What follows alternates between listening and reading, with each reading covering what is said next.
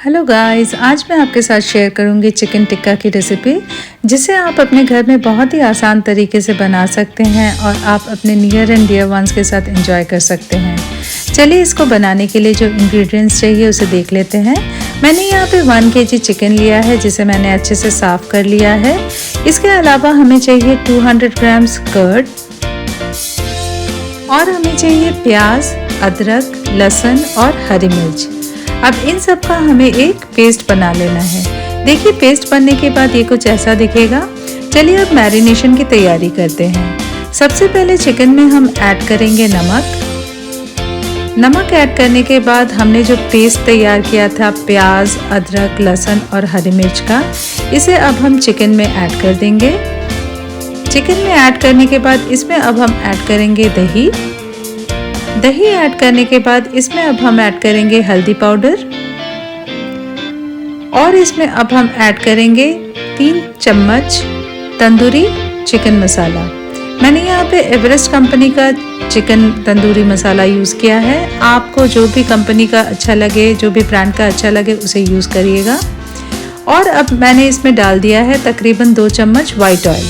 अब इन सबको हम अच्छे से मिक्स कर लेंगे। मैं चिकन को ओवरनाइट फ्रिज में रख दूंगी। आप चाहे तो 2 से 3 घंटा भी इसे मैरिनेट करके फिर बना सकते हैं। ओवरनाइट फ्रिज में रखने के बाद ये कुछ ऐसा दिखेगा। एक्चुअली कल मैं रात को जो है इसमें कश्मीरी रेड चिली ऐड करना भूल गई थी।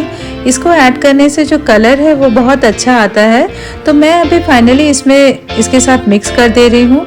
आप चाहे तो पहले भी इसे मिक्स करके रख सकते हैं। चलिए अब हम इसे स्क्यूअर्स में लगा देते हैं। आपके पास अगर स्क्वेयर्स नहीं है तो वो बैम्बू के जो पतले वाले स्टिक्स आते हैं उसमें भी कर सकते हैं। अगर वो भी नहीं है तो आप सिंपली इसको तवा में भी सेक ले सकते हैं। जब तक का मैं ये चिकन स्क्वेयर्स में लगा रही हूँ, मैंने तवा को गैस के ऊपर बिठा दिया है ताकि वो गर्म हो जाए।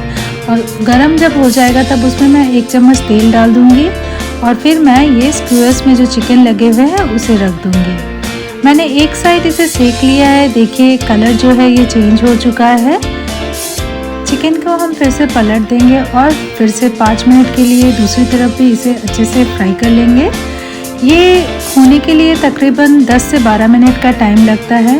मैंने इसमें कोई एक्स्ट्रा कलर ऐड नहीं किया है। आप चाहे तो थोड़ा सा रेड कलर ऐड कर सकते हैं ताकि कलर और भी अच्छा आए।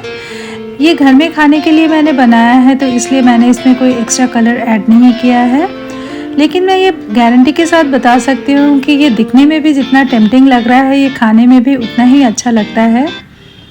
Hope you guys enjoyed the recipe. अगर आपको ये पसंद आए तो आप ज़रूर से इसे अपने घर में ट्राई कीजिएगा और मुझे बताइएगा कि आपके घर वालों ने इसकी तारीफ़ की कि नहीं। Thanks for watching.